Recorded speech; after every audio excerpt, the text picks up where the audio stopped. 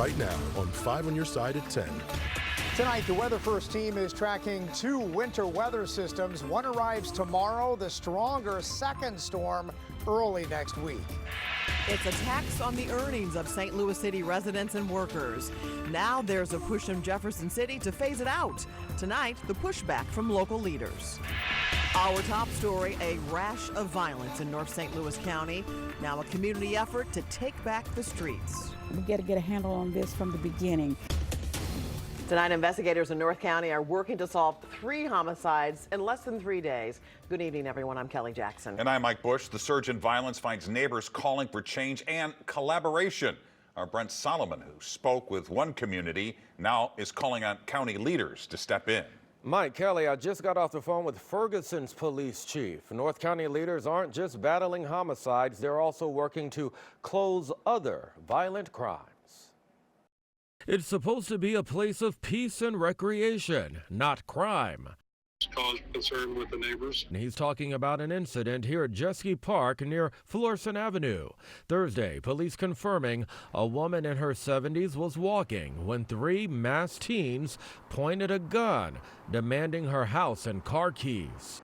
Dealing with what we see as an escalating crime problem. Now, the Jeske Neighborhood Association is calling on Councilwoman Rita Day's presence at their meeting next week. See how best residents in our neighborhood could interface with the county and utilize county resources. It comes as North County investigators are battling a series of recent crimes. Someone shot in the head Christmas night in Ferguson. 3 men shot, 1 killed outside a Florissant shopping center on Christmas Eve. And in the new year, 2 homicides in Moline Acres, another in Dalewood. I'm very concerned about this. These are neighborhoods where we have lots of children. The councilwoman points to crime-fighting tools across the county.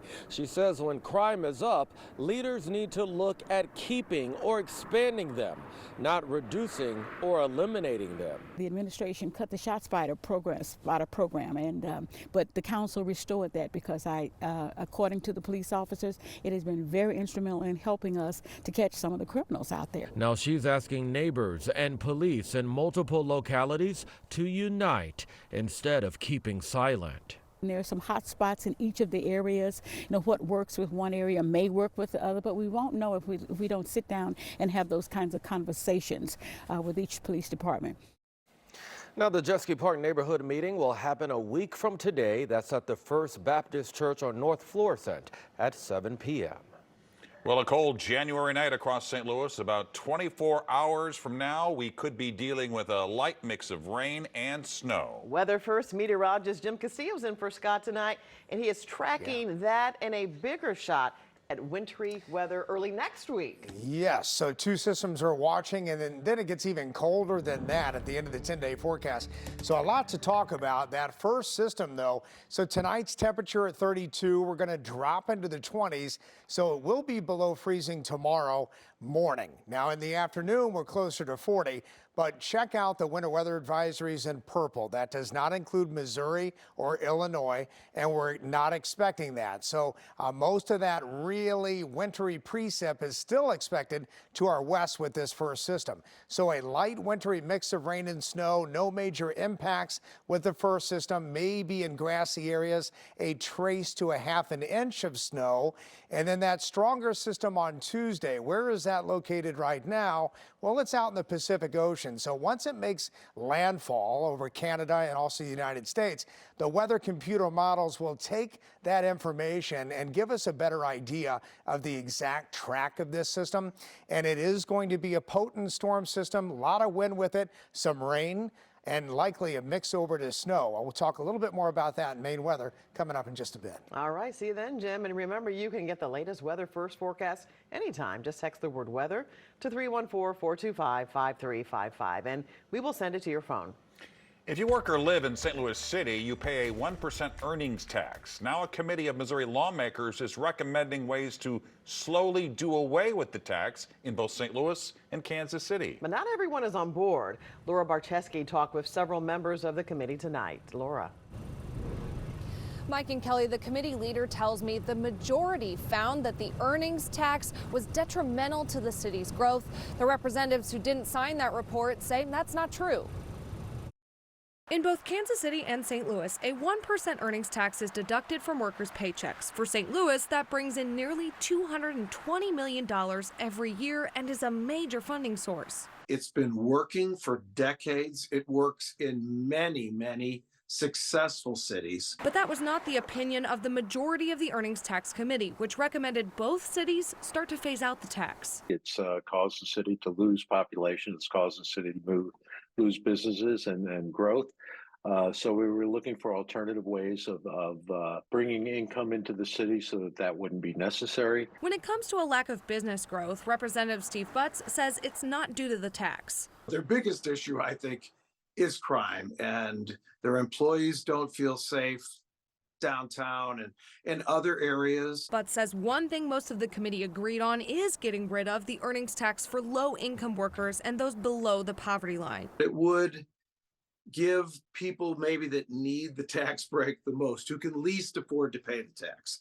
It might lessen the burden on them. Committee Chair Representative Jim Murphy says one of the solutions proposed would hopefully attract more businesses to St. Louis. We talked about bringing in enterprise zones where we'd attract new businesses into the city and exempt them from the earnings tax. Representative Tony Lavasco says additional consumption taxes could also be the answer. I think if you want to get people to go move to the city, do business there, having a sales tax or something similar is a lot better way of going than taking a piece of people's income. But says increasing sales and property taxes would drive more people away. So without an alternative, I don't see what else we could do. It would bankrupt the city. In a statement, a St. Louis City spokesperson says, quote, any legislative proposals to scale back or eliminate the local earnings tax without proposals to replace this revenue are proposals to gut fire and police services, street maintenance and upgrades, parks, the courts, the circuit attorney's office, and much more. The next step is for lawmakers to use these recommendations to craft legislation this session. Reporting live downtown, Laura Barcheski, 5 on your side. Tonight, St. Louis City health officials are recommending people mask up in crowded indoor spaces. This is only a recommendation. It's not a mandate, and it comes during a recent surge of respiratory viruses. Health officials say the goal is to avoid a strain on the local healthcare system. Recent data does show COVID hospitalizations are up 38% over the past month. BJC reports RSV cases are nearly 200% higher than the past 4 years, and flu infections are 55% higher. Doctors are stressing vaccines and staying home if you're feeling sick. Our Verify team continues to look into claims about respiratory viruses. COVID and flu have similar symptoms, but different treatments. This viral treat about test in Spain that can distinguish between the two viruses. The poster asks, why isn't that available everywhere? So tonight, Abby Larico verifies if there is a rapid test we can take that identifies between COVID and the flu. Our sources are the FDA, Pfizer, LabCorp, and Amazon. The FDA gave emergency use authorization for the Lucira rapid test last February. The test is a nasal swab that tells you in 30 minutes whether you have COVID or influenza A or B. Lucira went bankrupt last spring and was acquired by Pfizer. Pfizer sells the tests on Amazon, and they're $40 a piece. A Pfizer spokesperson said it hopes to sell the tests in major pharmacies soon as well. So we can verify, yes, there is a rapid test that can detect both COVID and the flu, and you can get it in the U.S., but it'll cost you. LabCorp also got FDA emergency use authorization for an at-home test that can identify COVID, the flu, and RSV. You can order it for $129. But it's a PCR test, so you have to mail it to the lab and get your results a day or two later. With your Verify, I'm Abby Larico. And while our Verify team was researching the story, the test was in stock at times and out of stock. A Pfizer spokesperson told us they hope to have a new supply for sale on Amazon later this week. And if you see a claim you want our Verify team to look into, just send us an email to verify@ksdk.com. A touching turnaround for a couple who recently lived at a former homeless encampment outside St. Louis City Hall. New tonight, our Robert Townsend revisited with the McCoys, who now have their own place to call home. In September, tears of pain and shame filled 28-year-old Gino McCoy's eyes. I can't count the many times I done cried to my wife. He, his 26-year-old wife, Hada, and their 3 dogs moved to St. Louis from Arizona. The couple ran into many unexpected challenges and were suddenly homeless. And that was my first time ever going through that. And for me, not having family, I didn't have anybody to call on. 4 months later, amazing. It's a God-given blessing. Tears of joy as he unlocks the door to their new home in North St. Louis. It's a blessing to be able to take a proper shower, use the commode properly, home-cooked meals. I'm pretty excited. I'm amazed. I get to wake up in my own house. McCoy admits he had many sleepless nights and even thought about giving up during their stay at this former homeless encampment, but he was determined to get his family out of here. They found their new home on their own. We drove around looking and back and forth on the bus. Gino landed a construction job. Come here, boy. The couple also relaunched their dog kennel business, saved their money, and moved into their new home nearly a month ago. St. Patrick's Center helped them with cookware, blankets, and other necessities. We're so happy to be able to support them in the ways we're able to, but this is a great day for them. Now this courageous couple holds on to each other, stronger than ever in their new home. This is just the beginning for us. Robert Townsend, 5 on your side. In March, McCoy says he and his wife will celebrate again. That's when he will graduate from college with a bachelor's degree in business administration. Another ballot battle tonight for former President Donald Trump, the push from a group of voters in the land of Lincoln. Some call it a miracle drug for weight loss, but it's hard to get. I think a lot of people think of obesity as an issue of willpower. It's not. Now, a new website is offering easier access, but at what price? Our first and weaker of the 2 winter weather systems arrives tomorrow. The second, Monday and Tuesday, much stronger. I'm tracking rain, wind, and snow. Just hours ago, hundreds gathered in Perry, Iowa for a candlelight vigil after gun violence shattered their community. The small town outside Des Moines is in mourning over the school shooting today that left a 6th grader dead. 4 other students were injured along with the school administrator.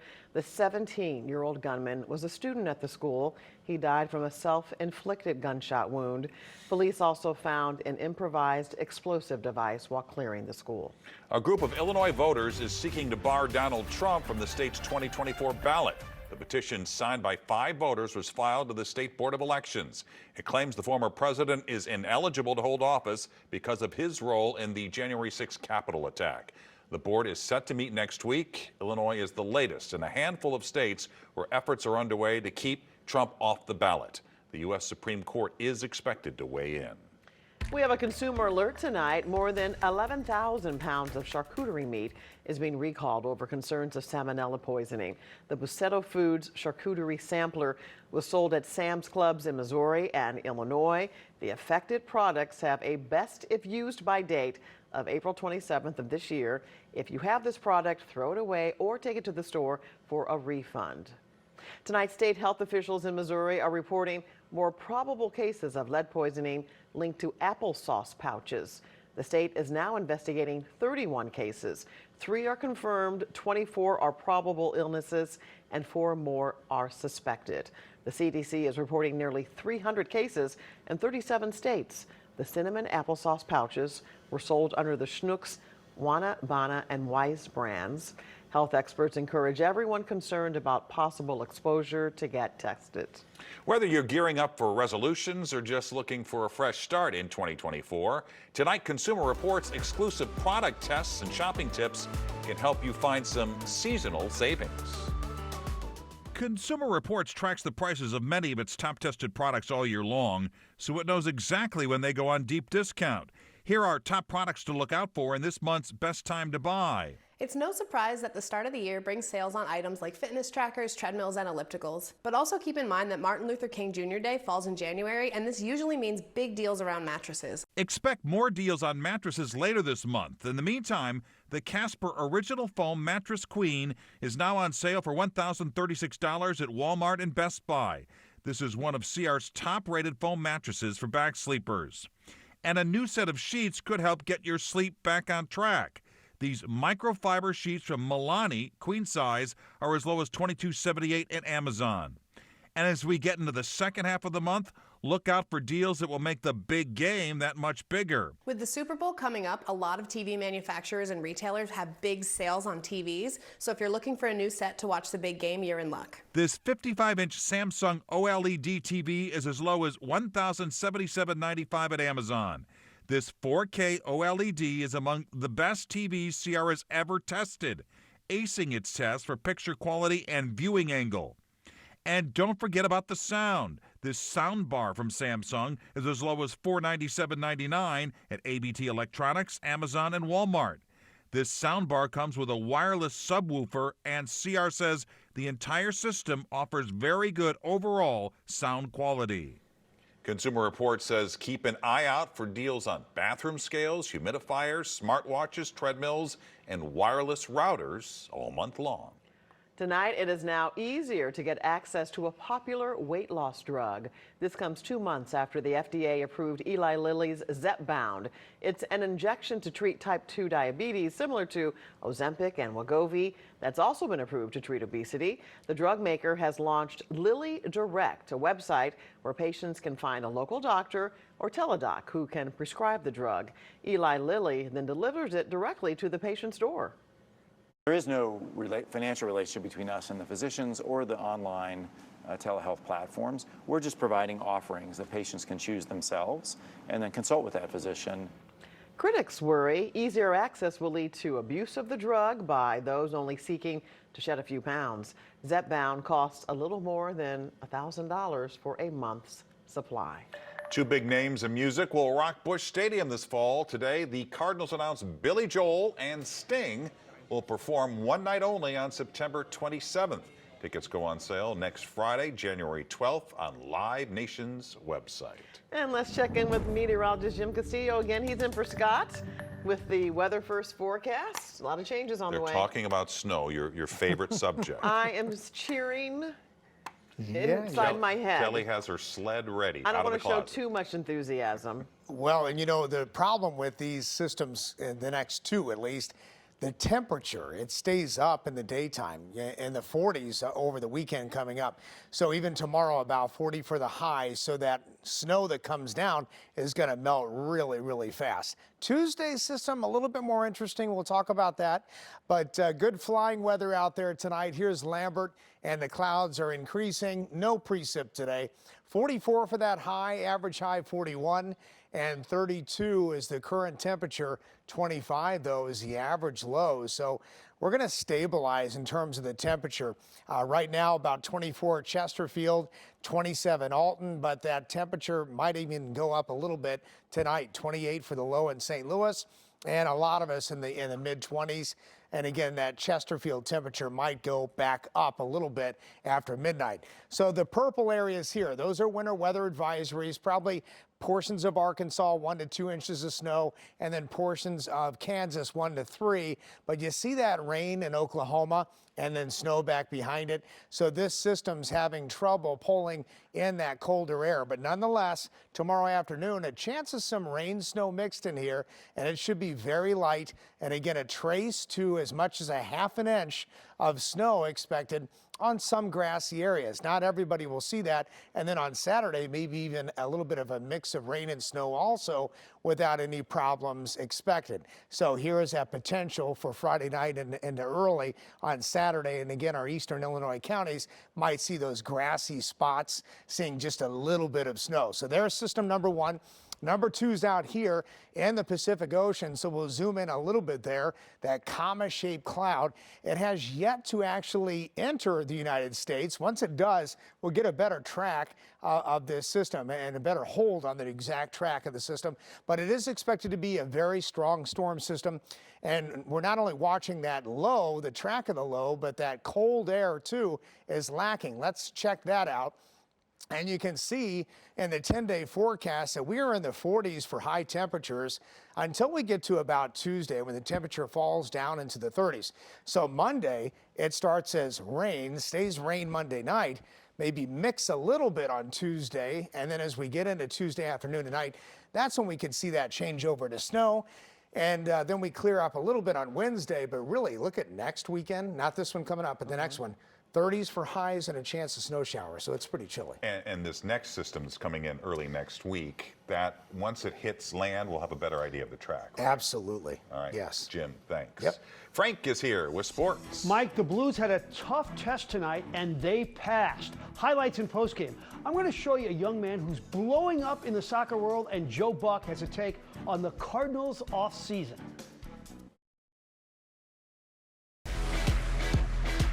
This 5 on Your Side Sports Report is sponsored by Telly Tire.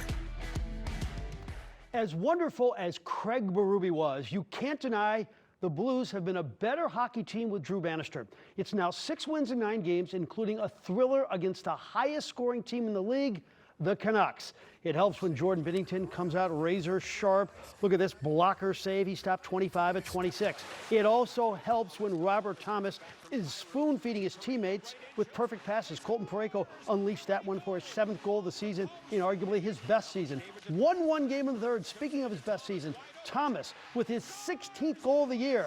This is what happens when you're my guest at 5 o'clock. It's uncanny. Go crazy, folks. That's a good 2-1 win against a very good team. There should be no more doubting Thomases out there. The new best player of the team was selected to play in his first All-Star game. The 24-year-old forward will play the game in his home city of Toronto. Robert Thomas, talk to us, please. Pretty cool accomplishment. Especially it being in Toronto. My family and friends are so excited. My grandpa and grandma are super stoked to be there, and it should be a cool experience for all of us. World Junior Championships, Team USA in Finland. Blues prospect Jimmy Snuggerud rips the shot for the first U.S. goal of the day. The latest future Blue to shine. Third period, and the U.S. comes through on a late power play to take the lead. They hold on. They advance to face Sweden in the finals tomorrow. The final was 3-2. He has a chance to be the greatest goalkeeper in St. Louis history.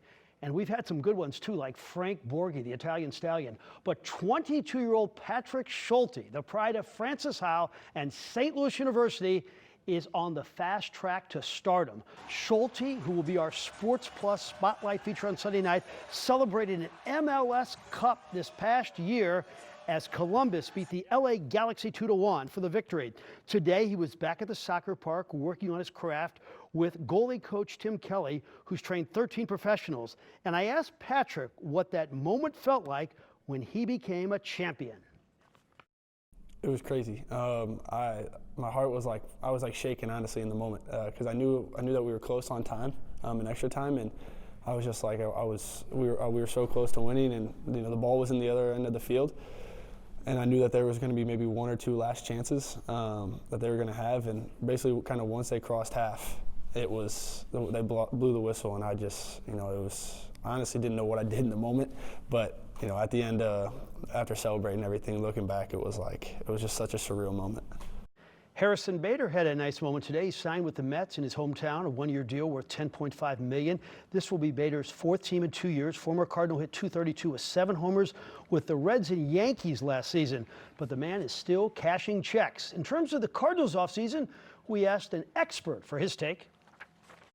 We got a while before spring training kicks off, and it seems weird, like the whole market is stagnant. It's not just with the Cardinals, it's really across baseball. So the log jam will break, prices I assume will come down, and additions will be made to this team is my guess.